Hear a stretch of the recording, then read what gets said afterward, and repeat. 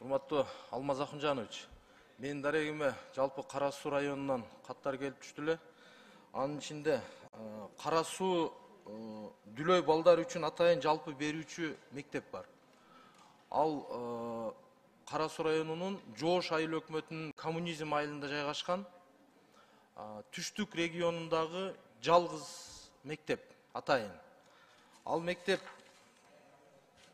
1936 жылы курулуп, 1952 жылдан баштап Кара Суу дүлөй балдар жатак мектеби болуп аталган.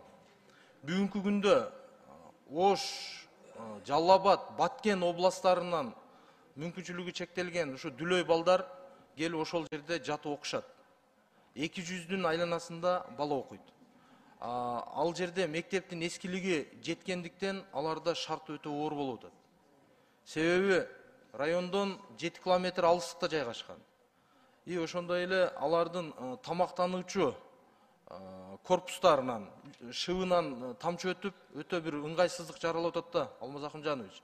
Эми башка жарандарга салыштырмалуу ушу дүлөй балдарды, мүмкүнчүлүгү чектелген балдарды бир жакшыраак көңүл бурсак, эми алар өздөрү кыйналып атканда хотя бы биз мамлекет тараптан бир шарт түзүп берсек, ошону бир эске алсак.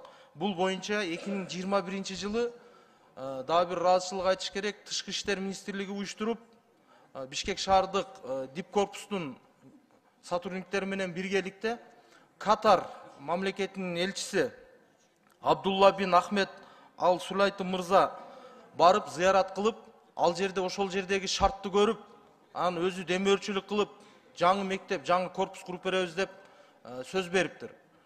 Ошондой эле ал жерде 100 миллион сом сметалык баасын уюштурган, бирок бүгүнкү күнгө чейин Тышкы иштер министрлиги конкреттүү жооп бербей, качан курулат, качан башталат белгисиз болуп атат. Ошону да бир көзөмөлүңүзгө алып, Алмаз Акынжанович, Жамиля Кубанычбековна протоколдук тапшырма берип койсоңуздар. Аппарат тиешелүү комитетке протоколдук тапшырма жиберилсин.